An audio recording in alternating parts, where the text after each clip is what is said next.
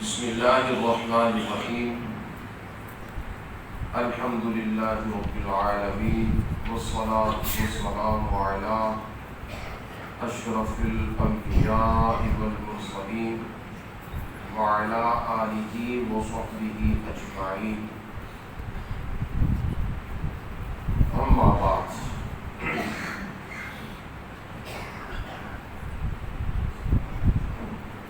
کل سورہ احزاب کی آیت 37 میں سے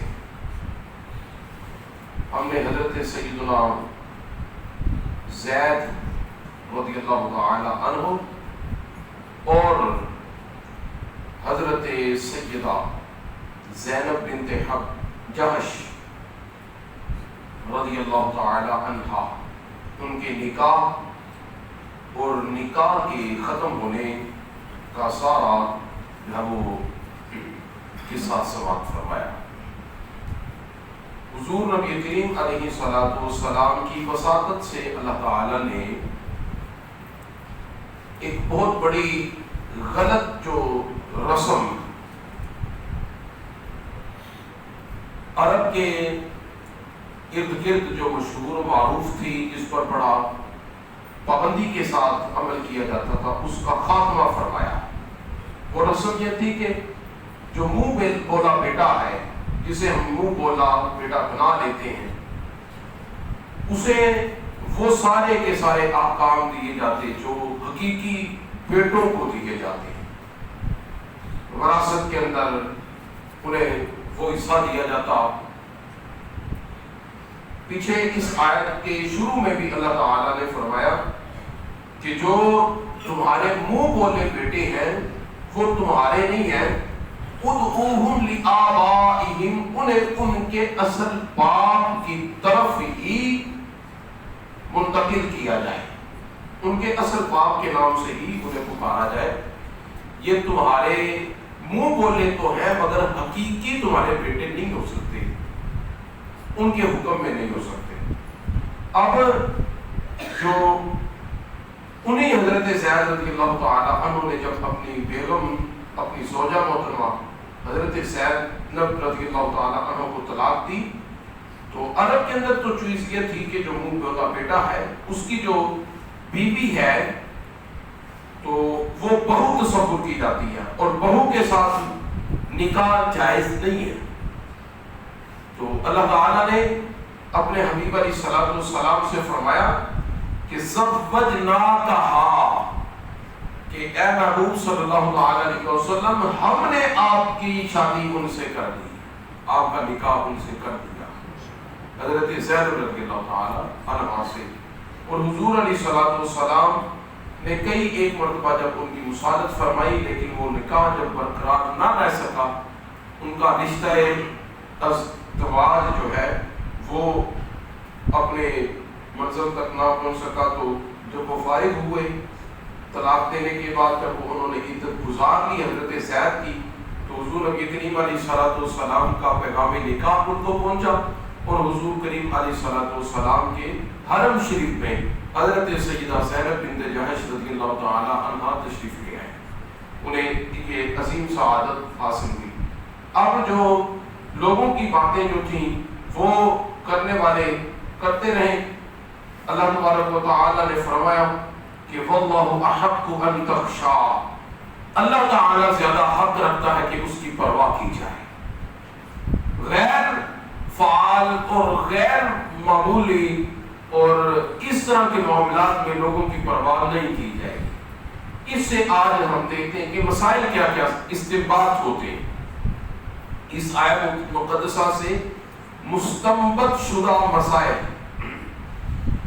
سب سے پہلے اللہ تعالیٰ نے فرمایا وَإِذْ تَقُولُ لِلَّذِي أَنْعَمَ اللَّهُ عَلَيْهِ وَأَنْعَمْتَ عَلَيْهِ،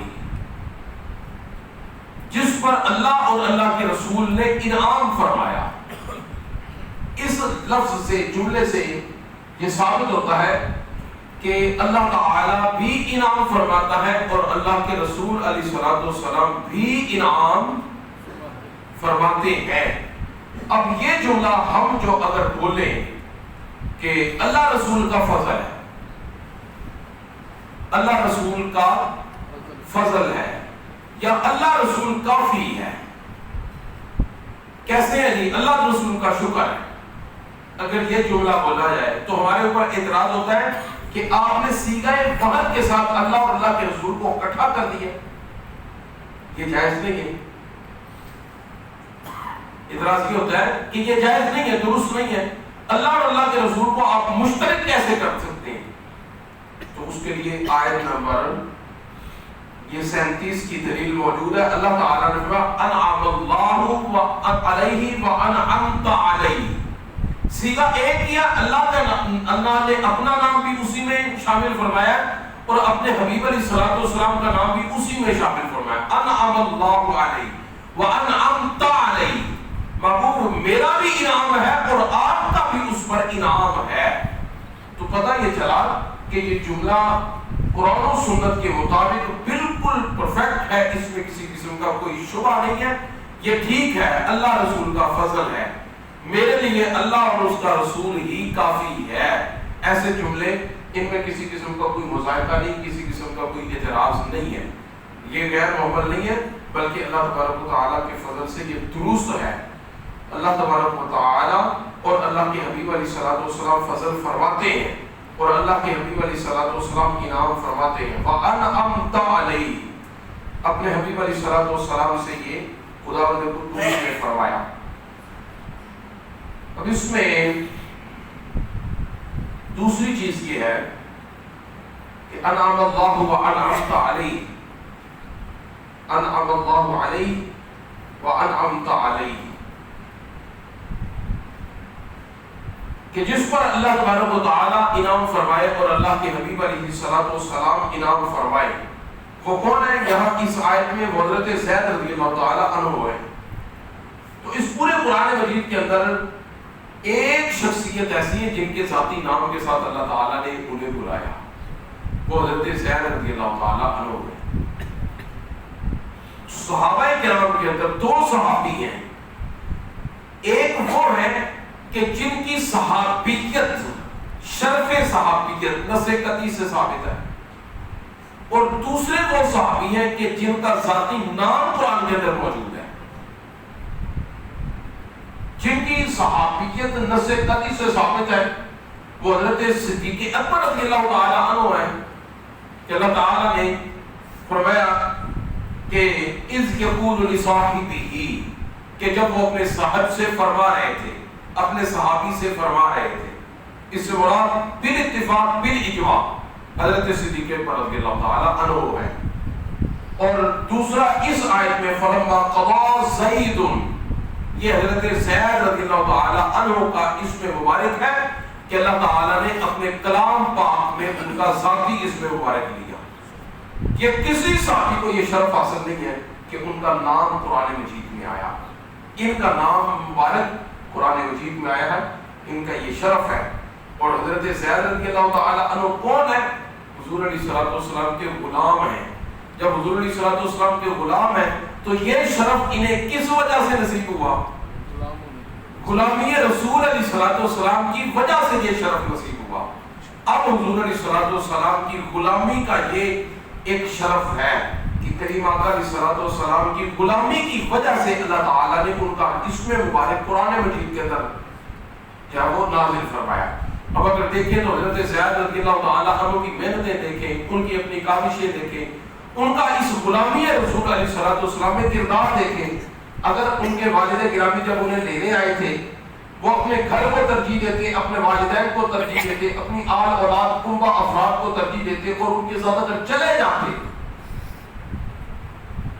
تو آج یہ سعادت نصیب ہوتی نہیں. انہوں نے رسول کریم علیہ الصلوۃ والسلام کے لیے سب کچھ چھوڑ دیا اور حضور کے لیے اپنے آپ کو وقف کیا. پھر اللہ تعالیٰ نے انعام یہ دیا کہ ان کا ذاتی اسم مبارک قرآن مجید کہتا ہے.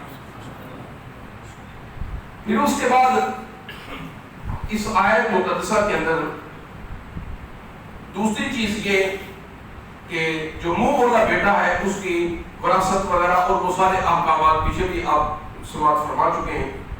آج کے اس دور کے اندر بھی ایسے کچھ لوگ ایسے ہیں کہ جو کسی کے جو وہ اولاد کو لے کر وہ پرورش کرتے ہیں اپنی اولاد نہ ہونے کی وجہ سے، تو پرورش کرنے میں مذائقہ نہیں ہے، کسی کی اولاد پالنے میں مذائقہ نہیں ہے، یہ ایک اجر اور ثواب کا کام ہے، لیکن ساتھ میں یہ بڑی احتیاط ہے کہ ان کے بچوں کو نسبت جو ہے وہ ان کے اصل باپ کی طرف کی جائے. کسی کا نسب نہیں بدل سکتے، کسی کا باپ نہیں بدل سکتے، کہ آپ ان بچوں کو اگر خود پالیں گے تو ان کے آئی ڈی کارڈ کے اوپر نام جو ہے وہ ان کے اصل والد کا ہی ہونا چاہیے. وہ بچہ جو دیا ہے اس نے اس کو دودھ پی لیا ہے، اس عورت کا جس کو دیا ہے اس کی بیٹی نے پیا، اس کے بیٹے اس نے پی لیا جو دیا، تو آیا کہ وہ کیا رشتہ ہو. اچھا یہ ایک مسئلہ رہتا ہے، یہ جو شاہد صاحب نے پوچھا نا کہ اگر آپ نے بچہ لیا کسی کا اور وہ بچہ چھوٹا ہے اور اس نے اس لے پالن بچے نے اس اپنی جو ہے وہ بیوی کا دودھ پی لیا، تو یہ دودھ پینے کے ساتھ ان کا جو ہے وہ ایک مساہمت ثابت ہو جائے گی. ان کا رشتہ یعنی رضائی ماں بن جائے گی. وہ اب رضائی جب ماں بن جائے گی تو اس کے دوسرے جو بچے ہوں گے وہ اس کے رضائی بہن بھائی بن جائیں گے. ان کی آپس میں اب نکاح نہیں ہو سکے گا، شادی نہیں ہو سکے گی ان کی آپس میں. اگر اس ماں نے اپنا دودھ نہیں پلایا تو وہ اس نے اس فقط لے کر پالا ہے، فقط دودھ نہیں پلایا، تو پھر تو اس بچے کی اور اس عورت کی بھی آپس میں شادی ہو سکتی ہے کیونکہ نامحرم ہے آپس میں.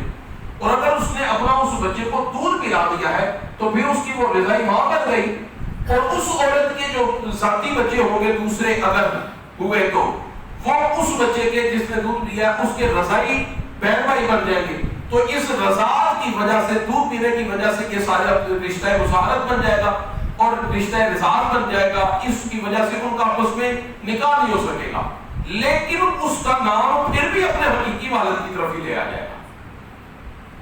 سمجھ آ گئی؟ اب اس کا جو نام ہے، جب اس کا نام لیا جائے گا اور اس کی ولدیت جب آپ پوچھیں گے یا وہ اپنی ولدیت جب ثابت کرنے کے لیے بولے گا تو وہ اپنی ولدیت پھر بھی وہ اصل والد کی طرف بولا جائے گا. وہ کہ اس مصنوعی اور پرورش والے والد کی طرف وہ اپنے آپ کو منسوخ نہیں کر سکتا. اللہ تعالی ہم سب کو عمل کی توفیق نصیب فرمائے. الصلاۃ